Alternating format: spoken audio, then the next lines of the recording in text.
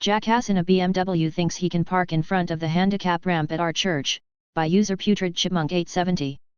I had just arrived at church. A good friend Kyle was in his custom electronic wheelchair and he was furious.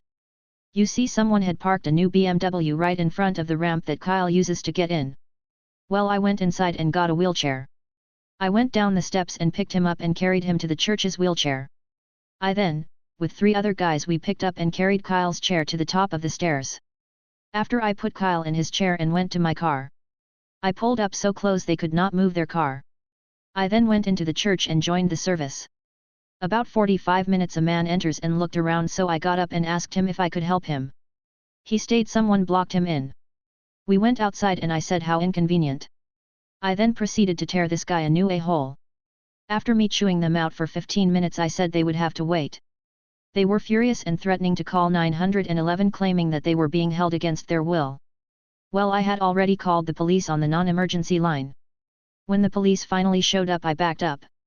They were spinning a story when the cop asked why they were parked in front of the ramp.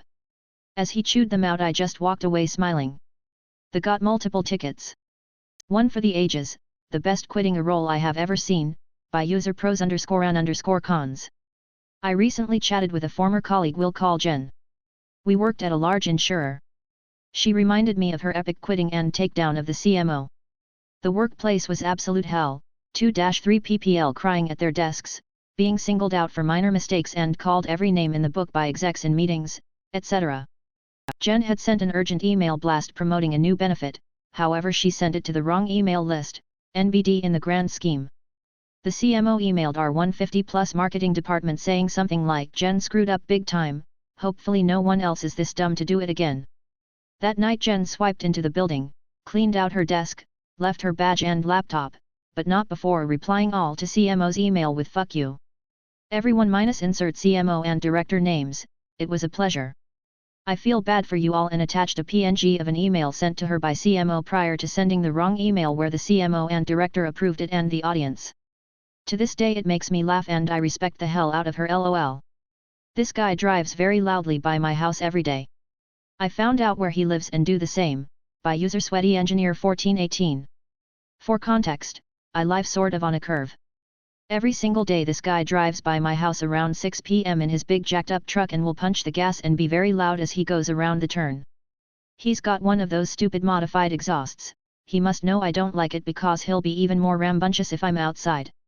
One day I was driving and recognized the truck, which apparently just so happens to be in his driveway about 2 miles down the road.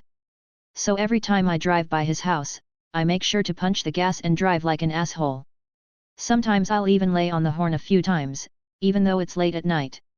Haha. Friends made fun of my singing so I sabotaged their performance, by user dark_phoenix86. This happened a few weeks ago. I don't know how it is done in Protestant churches in other countries, but in our church, there's room for solos, duets, or different groups singing to the rest of the church during the service, which is not a part of the liturgy. 2 of my friends, let's call them Mark and Lucy, who happen to be siblings, always sing a duet on guitar almost every week. Sometimes they ask some other people to sing with them too. One Sunday morning I overheard them laughing and talking with other people, making fun of me, saying I sucked and how I couldn't carry a tune, and even the sound of me farting was pitchy. I know I'm not a good singer, but still, it was hurtful. So during the sermon, I excused myself to the toilet, and before I walked out, I decided to untune Mark's guitar, which was leaning against the wall at the back. When it was finally time for them to perform, it took him around 5 minutes trying to retune it while everyone was waiting and staring at them. It was really awkward. And even then, some of the strings were buzzing and he could not find their original key for Lucy to sing in. She ended up singing very, very low below her natural range, and it sounded like she was trying so hard not to burst into tears. It was so bad. Who sucks now, hey? Shutting the water off, by user tall1968. I have debated posting this. I finally decided to do it. It happened in 2014. My wife and I moved into a condo. It was a condo attached to other condos. Everyone else had bought their condo. We were the only ones renting. A property management company owned our condo.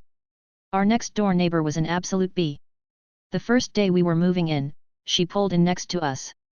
Everyone had a parking spot in front. One for each condo. We also had a garage in the back and could park in the back. When she pulled in I tried to say hello and introduce myself. She totally ignored me and walked inside. I thought wow, and I knew that she would not be nice. Over the next couple years she had absolutely no use for us. We have 2 sons. Our younger son O was autistic. He never bothered anyone else, but he did have his problems. Sometimes in the day when he was awake, he could be loud. Usually when he was angry and he would yell. He would often walk outside. We would have to go out and try and calm him down and bring him back in. It could probably be annoying, but it certainly didn't require calling police. She called the police on us more than once. She would also tell the others in the condo complex that O was bothering their cars. He never touched their cars, but he liked to look at them. He would lean down and examine the grill. He would say something about being police. He loved police shows. She caused a fight with another person in a condo. O came home from school one day in October. The windows were open at the time and I heard someone yelling at him. He was crying because he didn't understand what was going on. He was on the sidewalk and was looking at a car. He was not touching it in any way. Since she had told everyone he was messing with cars. That's what this guy thought he was doing. O also looked much older than what he was. He was already about 5'8" and 230 pounds. He was only 13. I got outside and was trying to tell the guy he hadn't touched his car. He was angry just because O was looking at it. I kept telling the guy that O was only 13, but he didn't believe me. He attacked O. O was confused and didn't understand what was going on. O was also in a wrestling club. This guy grabbed O around the neck. O bit the guy's arm and left a nice bloody mark. The cops were called and the guy tried to have O arrested. The cops wouldn't do it. Of course they also wouldn't do anything to the guy. I wanted to press charges.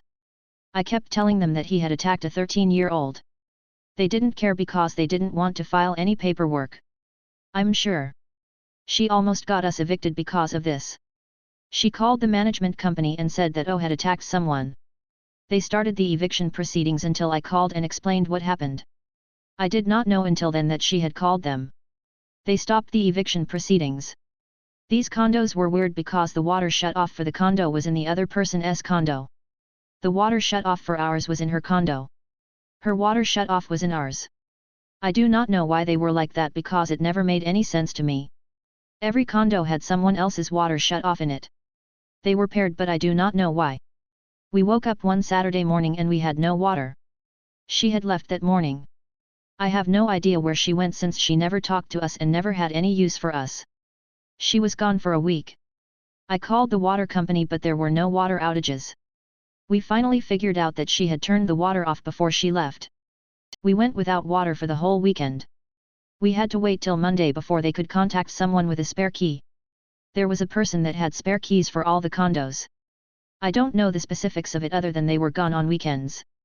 I don't know who held the keys. It was quite an expensive weekend for us. We had to buy water to flush the toilet. We had to eat out for all our meals because we could not wash anything. I worked on the weekends at the time. So we all had to go to the health club that we belonged to. Just so that we could take a shower. Of course, when she came back she claimed that she didn't realize she shut our water off. I knew right away that that was BS. She knew she was shutting our water off. She knew that the water shut-off valve went to our condo. We moved out in November of 2014.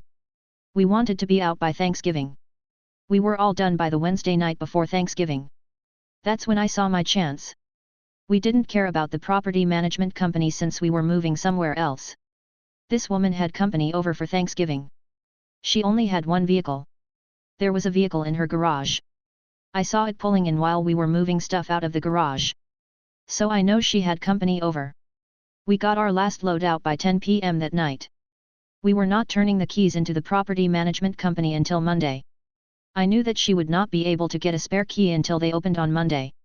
Whoever kept the keys for all the condos would not have been available till Monday either. So just before I locked the door to leave, I went to the water shut-off valve and shut it off. I wanted her to be without water like we had been.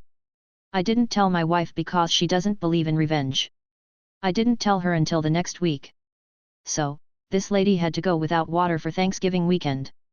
Neither her or her guest would be able to shower or even flush the toilets. Maybe I was wrong, but I don't care. She had screwed us over so many times. I saw my chance to get back at her.